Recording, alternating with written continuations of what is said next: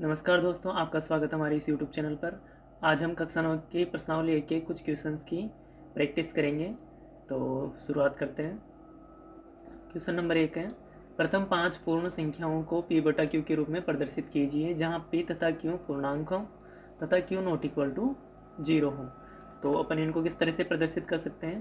पहले तो शुरुआत की प्रथम 5 पूर्ण संख्याएं ले लेते हैं, 0, 1, 2, 3, 4 और 5। तो अब इनको p बटा q की फॉर्म में लिखना है। तो अपन को पता है कि सभी संख्याओं के बटा में 1 होता है और अपन बटा में किसी संख्या की 1 लगा देते हैं तो उसका मान चेंज नहीं होता है, उसका मान वही रहता है। तो प्रथम 5 पूर्ण संख्याओं को p बटा q के रूप में अपन ने लिख दिया है, 1, 2, 3, 4, 5 और ये 6। नेक्स्ट क्वेश्चन देखते हैं। क्वेश्चन नंबर 2 है, 17/8, 3/15, 2/7, 50/3 का दशमलव प्रसार ज्ञात कीजिए। तो 17/8 का अपन ज्ञात करें, दशमलव प्रसार अगर अपन 17/8 का ज्ञात करें तो 8 का भाग जाएगा इसमें 2 बार, फिर पॉइंट, फिर वहाँ पे 1 रह गया तो 1 10 हो गया। तो 8 एकम 8 और 8 दूनी 16 और 8 पंजे 40। तो 17/8 का मान ये आएगा। 3/15 का मान अपन निकालें तो यहाँ पर अपन को पॉइंट लगाना पड़ेगा, 0 पॉइंट 15 दूना 30, 2 बार भाग चला गया। ठीक है, तो 0.2 इसका मान आ गया। और 2/7 है तो इसका दशमलव प्रसार निकालेंगे अपन तो 0.7 का भाग देंगे 2 बार जाएगा, 6 बचा 60, 7 8 56, उसके बाद में 4 बचा 40, 7 पंजे 35, फिर 5 बचा, 7 7 49, फिर 1 बचा, 7 एकम 7, फिर 3 बचा, 7 चौके 28, फिर 2 बचा तो 7 दूनी 14। अभी यहाँ तक जो संख्या आई थी वही आगे रिपीट होने लगेगी। तो 7 दूनी 14, फिर वापस से 60 हो गया, 7 8 56 और फिर 7 पंजे 35 और 7 7 49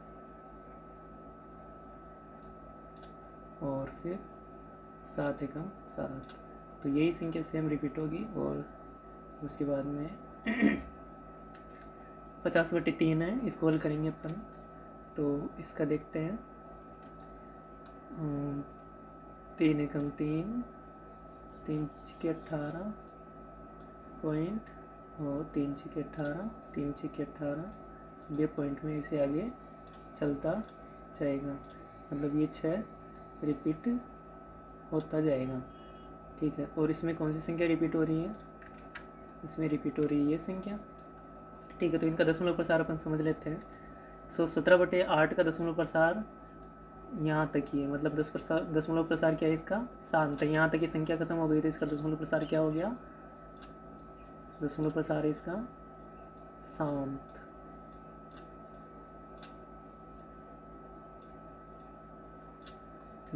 तीन बटा 15, इस ये संख्या भी यहीं पर समाप्त हो गई। दशमलव में 2 के बाद में ये संख्या समाप्त हो गई तो इसका दशमलव प्रसार क्या होगा? शांत।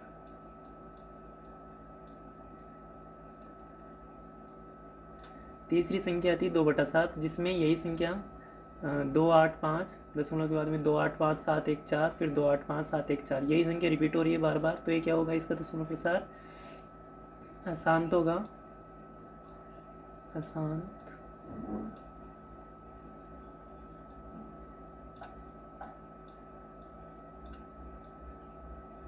और संख्या रिपीट होती है तो उसे अपन कहते हैं आवर्ती, अशांत आवर्ती,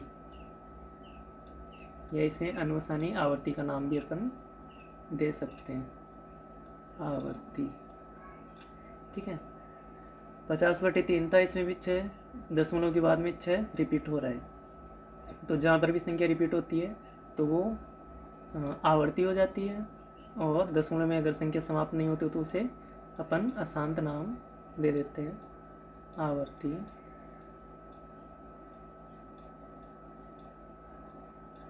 ये है अशांत आवर्ती।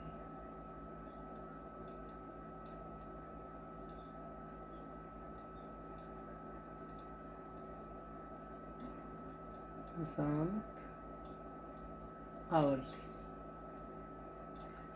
नेक्स्ट क्वेश्चन पे चलते हैं। तीसरा क्वेश्चन है 2/9 तथा 3/7 के बीच 4 परिमेय संख्याएं ज्ञात कीजिए। 2/9 का मान निकाल लेते हैं अपन, और 3/7 का मान भी निकाल लेते हैं। 2/9 का मान निकालेंगे तो 0.9 दूनी 18, फिर 2 बचेगा, फिर भी मतलब फिर से 2 आएगा, मतलब दो रिपीट होता रहेगा इसमें। तो ये संख्या आ गई इसकी।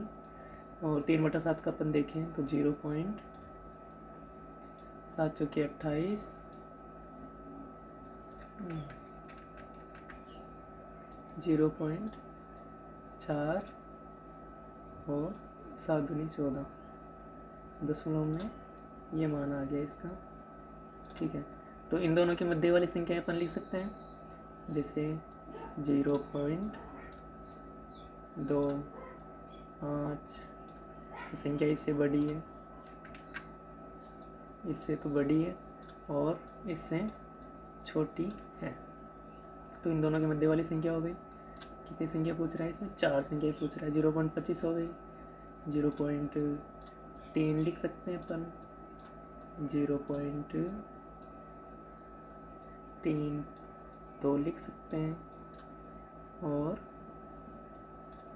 0.4 भी अपन लिख सकते हैं। तो ये 4 संख्याएं हो गई।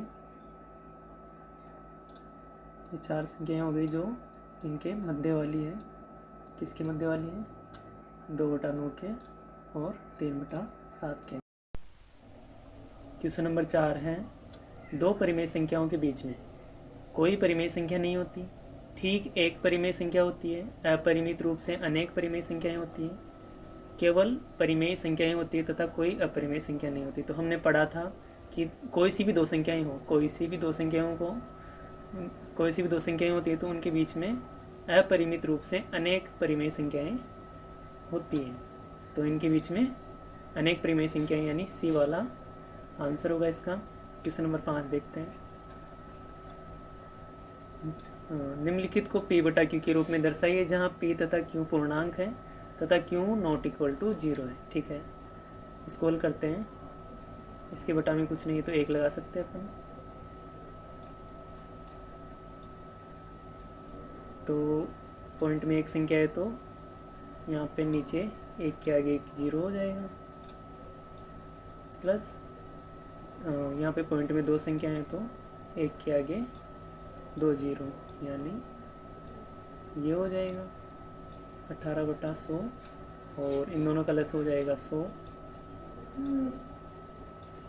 तो यहाँ पे हो जाएगा 40 प्लस 18, 10 का भाग 100 में गया 10 बार, 10 को 4 से गुणा किया 40, प्लस का चिन्ह, 100 का भाग 100 में गया 1 बार, 1 को 18 से गुणा किया 18। तो इनको जोड़ने पे कितना आएगा? 58/100। तो ये P/Q के रूप में अपन ने लिख दिया है इस संख्या को, जहाँ पे Q 0 नहीं है। अगला प्रश्न है क्वेश्चन नंबर 6। निम्नलिखित में से सही उत्तर दीजिए। प्रत्येक परिमेय संख्या को अपन क्या कर सकते हैं? प्राकृत संख्या नहीं कर सकते हैं। एक वास्तविक संख्या कर सकते हैं, क्योंकि वास्तविक संख्याओं के अंदर सारी संख्याएं आती है। तो वास्तविक संख्याओं में परिमेय संख्या भी आ गई, तो इसे अपन एक वास्तविक संख्या का नाम दे सकते हैं। पूर्ण संख्या का नाम भी नहीं दे सकते और पूर्णांक भी नहीं कर सकते। क्वेश्चन नंबर 7 देखते हैं। क्वेश्चन नंबर 7 है निम्नलिखित में से कौन सी एक अपरिमेय संख्या है? तो ए दे रखा है 0.14, तो ये संख्या यहीं पर समाप्त हो रही है, तो ये अपरिमेय संख्या नहीं हो सकती है। और इसमें 1 और 6 रिपीट हो रहा है, तो 1 और 6 रिपीट हो रहा है, तो ये भी अपरिमेय संख्या नहीं है। इसको परिमेय संख्या के रूप में बनाया जा सकता है।